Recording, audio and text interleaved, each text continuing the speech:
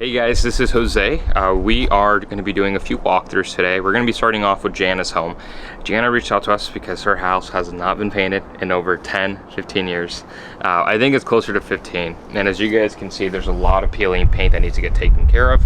So we're here to do just that. Today it's going to be just prep. Tomorrow we're going to come back and do a few coats of paint and then see how that reacts. And then from there, if there's any other scrape that needs to get done, we'll go from there. But join me on this home and I'll show you guys around. On the south side of the home, and as you guys can see, we did quite a bit of scraping. It's just been a lot of layers that have been built up, and as you can see, everything's just coming off. So what we started doing yesterday is we literally just started scraping. Today we're going to continue scraping. We were only able to do so much yesterday, and it's coming off like a piece of paper. So what could have happened is they just didn't prime correctly before, or they just didn't use any primer in the beginning, and then the coats of paint have just been adding up. So what we're going to be doing is scraping and then getting it down to bare wood as much as possible, and then we'll go ahead and use an oil-based primer to get everything situated and get glued down, and then we'll go ahead and do 2 coats of paint. From there, sometimes the paint does bubble up again, especially if you're painting in the sun and the heat. So we try to time things correctly, and if it starts bubbling up again, then we'll go back and scrape more and then do another 2 coats of paint. So that's our process. That's what we do when it comes to bubbling, peeling paint on the side, and it looks like this.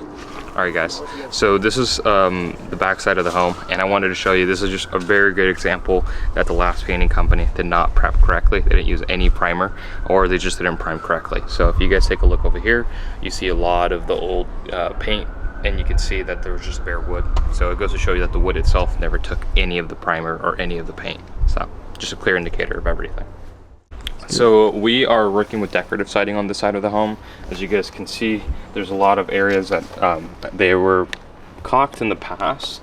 So what we're gonna do is scrape, obviously, and then remove any of the old caulking, and then we're gonna come back and then caulk to make sure everything gets sealed correctly. This decorative siding is supposed to have slates in between them, but you also wanna make sure that when the slates are too big, just from the wood, in the age of the wood, that you want to just go in and seal it the right way. And we'll make sure to get rid of all these little imperfections when it comes to the peeling and the crocodiling. With that, we do scrape, and then we'll do like a light sand. This body does not have any lead, so we're all good to go when it comes to sanding. So alright guys, so we are done with our first job site visit. We're going to go over to our second job site visit. Van Ginger reached out to us because she believed in our process and liked how we did things. Her other half is a painter.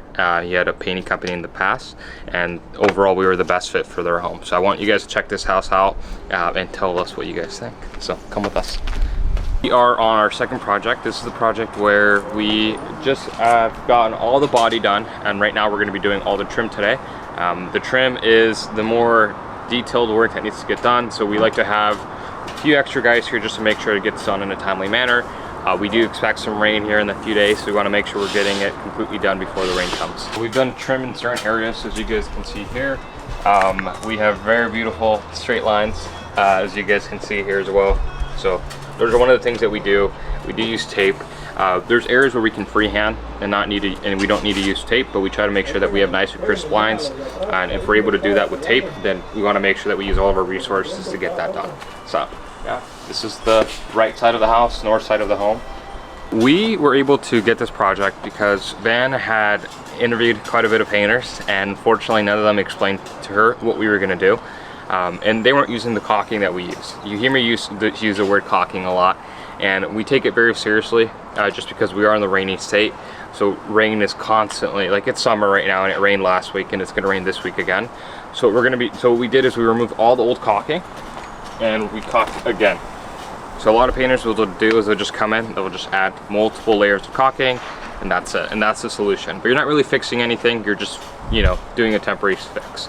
So that was the main reason why Van chose us. Her other half was a painter. He owned a painting business before, and as soon as I said what we were going to do, he fell in love with our process and decided to go with us. So that's a really good example. If you guys do what you say you're going to do and do just that, it goes a long ways. So that's how we were able to get this project.